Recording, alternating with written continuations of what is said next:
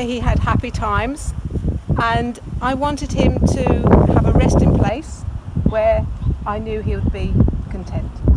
And he has an audience that he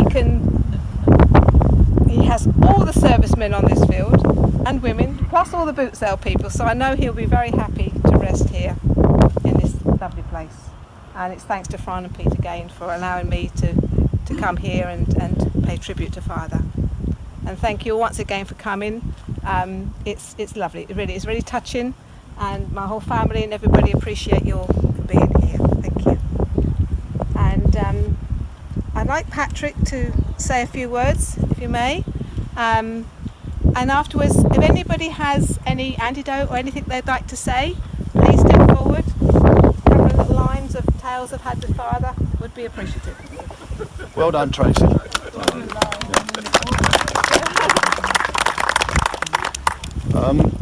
I'd sort of prepared something. I did actually go to the funeral the other day, and there was just a few of us there, and I've sort of copied the same thing, so I'm going to ask the family to excuse me if they've heard it all before. But one thing, I get here and I read what Francis has written, and it far exceeds what I'm going to say to you now, so make sure that you all have a read of this afterwards. Anyway, that was... little did I know, sort of back in the 60s when I used to go with Father to the odd clay shoot, and you'd see this sort of exuberant show-off who was shooting with his gun. And of course Ronnie Crowe, it was a name that sort of rolled off the tongue. And little did I know that over 50 years later I'd be saying a few words at his memorial, but it's an honour. Thank you very much to the family for that.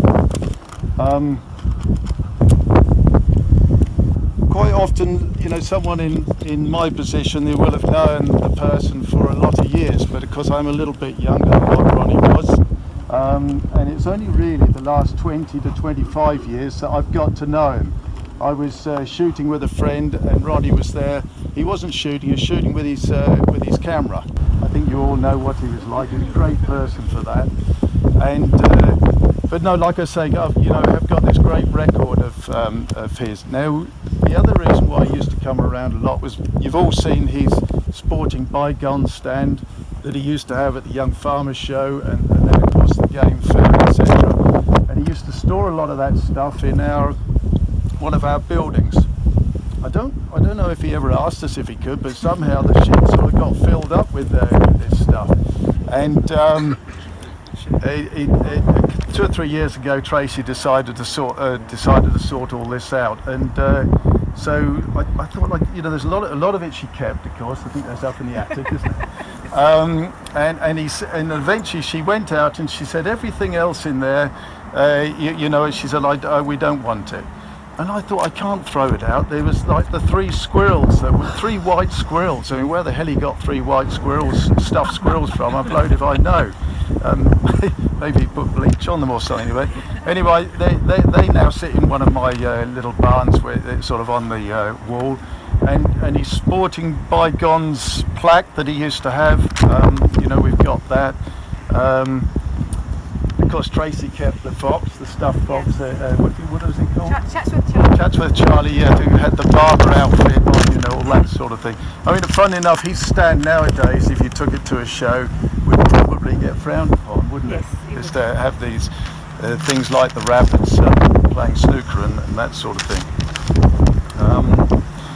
Anyway, I don't really know a lot about his younger life, but he did used to tell me about it. I think he had quite a hard upbringing at Clapbridge Farm at Braintree. But having said that, I also got the impression that he enjoyed it. You know, it's sort of quite a tough upbringing, but I'm sure he enjoyed it as well. That was sort of during the war. And of course he got this great interest in photography eventually, but of course shooting and anything in the country, fishing as well. And he started the job at the Chronicle, and it wasn't long, of course, he was looking across the road and seeing this young lady working for Barclays Bank across the way. Long story short, they got together, settled down in Ann's home area of Great Baddow, and of course everything sort of followed. It does.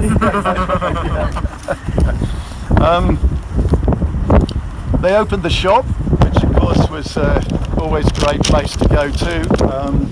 And Michael continued that, and that's a bit of an Aladdin's cave. You know, the stock that you have in there, and even today, Michael, you know, there's no end. There's probably a lot of stuff there even you don't know about. I have to have a little search every now and again to find out what happened. To know where things are. Yeah, that's right. But I won't go on much longer. I mean, it's really just to sort of sum Ronnie's life up. The photography, working with the Chronicle and with the weddings, there was, you know, I've got two uncles here today whose probably wedding was filmed by Ronnie Crowe, and because he did a lot of weddings in the farming circles. Clay shooting, a very big part of his life, and competitions, even going abroad to competitions with clay shooting. Fishing, the sporting bygones, of course, that I've just mentioned, and his shop and the holidays abroad. I don't think you skimped on holidays abroad, did you? I was looking through some of the pictures that Tracy left behind, and he got this amazing way of taking a photograph on the beach of the family, but in the background was a lady that was topless. Surely not. A bit of a devil for that. that made that life on the too. I was smiled to see that. Well, of course, in latter years, boot fairs, and that was where, you know, he ended up at places like this. And as I have said before, he'll turn up at home with 100 pig's bristle shaving or badger bristle shaving things that he's bought for £1. You know, and one of them might be handy to you, but not the other 99. Quite simply, he's one of life's characters, and I'm glad that I've known him. Thank you very much. But I do read that.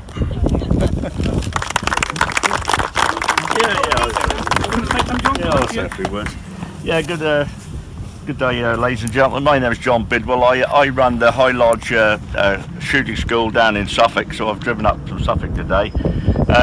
I didn't go to the funeral, obviously, but I'm here because I've known Ronnie for decades. You know, I first met Ronnie in the late 60s when I first started competition shooting abroad, and Ronnie used to turn up in his caravan in his camper and one thing and another with Tiny Barlow and a few of the others, and I got to know him, and he was a real character. We all know that, and you know, we just used to meet up at all these competitions, and there was like a clan of us. You know, in the early days there was about 36 of us, I think, shooting Vitas sporting in those early days, and we used to travel to all over Europe, all over the country, shooting these different competitions. And there's a hell of a story to tell about all these different people who came along at that time. The people who introduced the sport to, you know, the Vitas sport, and particularly to England, and all those people, you know, they're all long gone, some of them. And but here we are today. You know, we're still shooting and we're still doing it, and thanks to people like Ronnie who kept that thing going and introduced a lot of us, you know, a lot of people into shooting, just like I've done over the few decades. And people like Mike Aldous there, you know, we all go back a long time, and I'm glad to say that the sport is thriving, you know, and because of people like Ronnie, you know, who kept it alive. And what a character, you know. I remember going to the game fairs in the last few years when I used to run the CLA game fair for 15 years, putting on the clay line there, and doing my displays and that there, and Ronnie would always be up there somewhere. I always tried to, you know, look the family up, because I was there with their caravan doing all these bygones and all these stuff. And I got to say, when I walked in today and I see Michael standing there with all this stuff on, I thought that was Ronnie. You know, what a likeness. I mean, it just goes back, it just reminds me what Ronnie was like, and just the same. He's got a, you know, personality and the character what Ronnie has. So he's handed something down, father to son. So. And I'm glad to say I'm very pleased to be here, and I think it's a lovely thing to do. And what else can I say? Well, we all miss him, and we'll all miss him. And just the last few years, just before he became ill.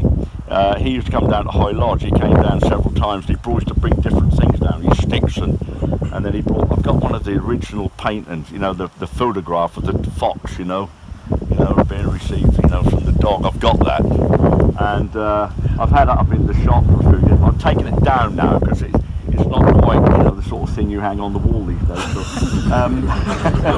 I had it hanging up there for quite a while, and there is a story attached to that, believe it or not, and I don't know where all that stuff went to, but I know Robert Scott, the Sport and Gun editor, who's a very good friend of mine, who written my book, actually my first book, Boatman Shoot.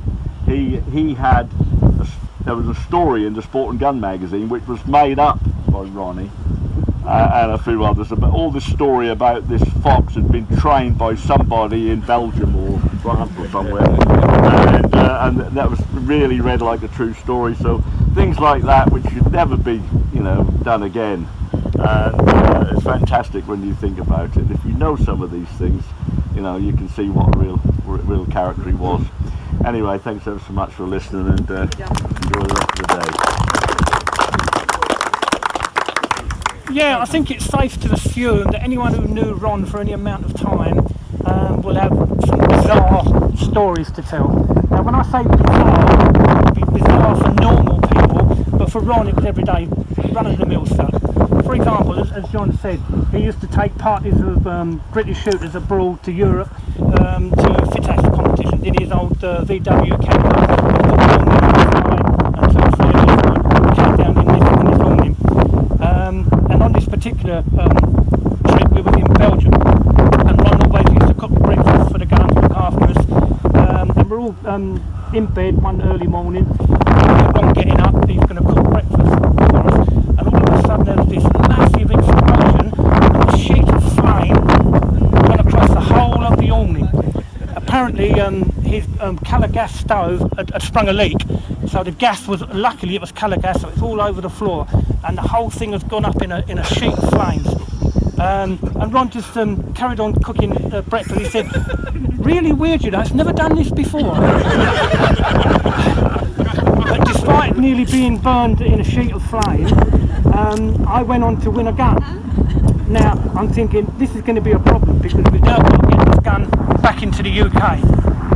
I said to Ron, what are we going to do? He said, don't worry about it. He said, provided we don't try to hide it when we go through customs, we'll just blag it out, we'll just act dumb. I thought, well, that's easy, you know, when we're talking about me and Ron, that's going to be easy to do. So I've got this Browning gun in its case with Browning shotgun written on it. It's on top of the stuff in the camper van, and we've just literally driven through, nothing to declare at customs, and we've got away with it. Anyone else would have been pulled up, would have probably been jailed for however long, but that was Ronnie Crowe. He could get away with murder, and he'd always be in the spot where something would happen. If you was with Ron for any length of time, you could be guaranteed that something unusual would happen. And I think when he died, they broke the mould.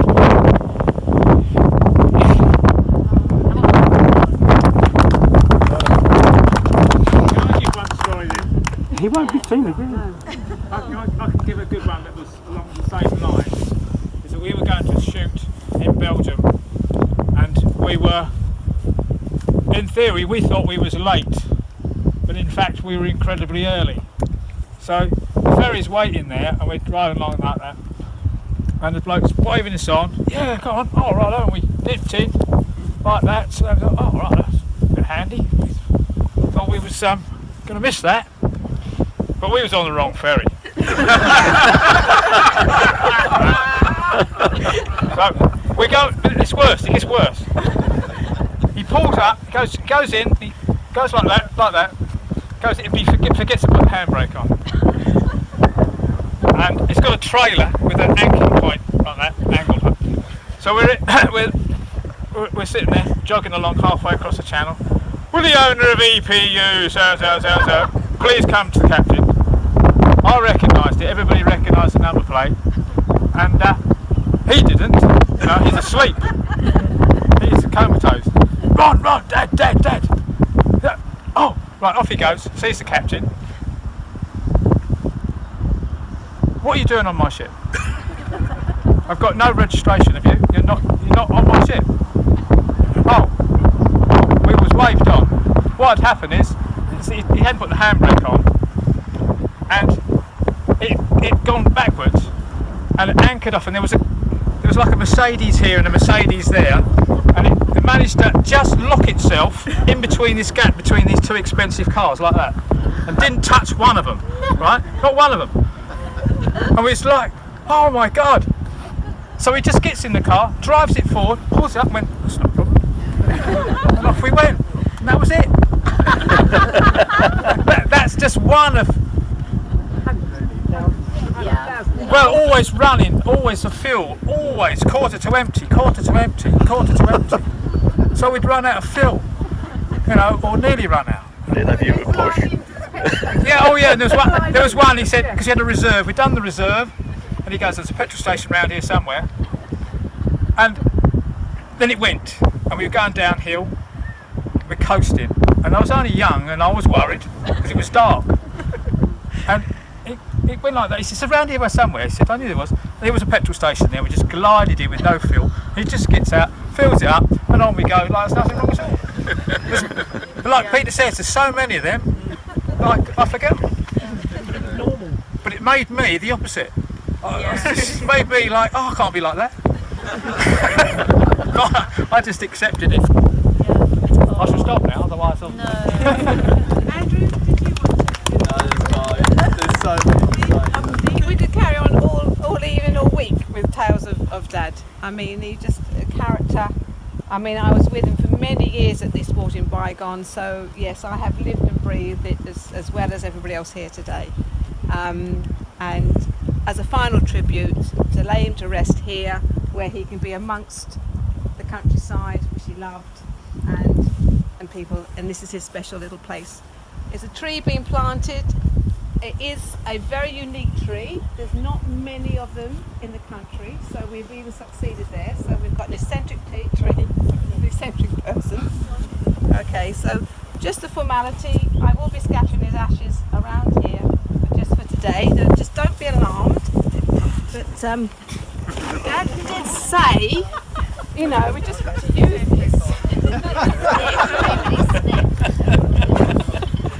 So we're just going through the formality here. I have deactivated it, by the way, it's fine. But, you know,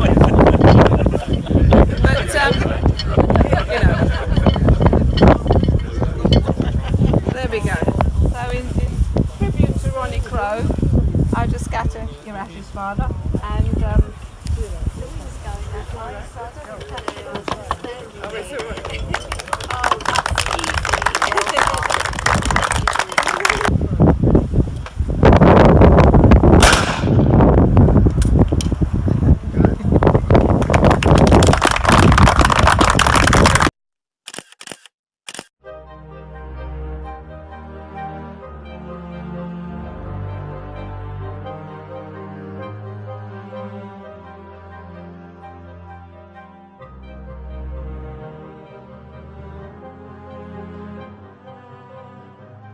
So anyway, one of his sons had just come out of the army, and he had a little folding camera, 120 camera, nothing special. So that was what I first played around with, and that was in the Fisher, which was right opposite New Street in Braintree.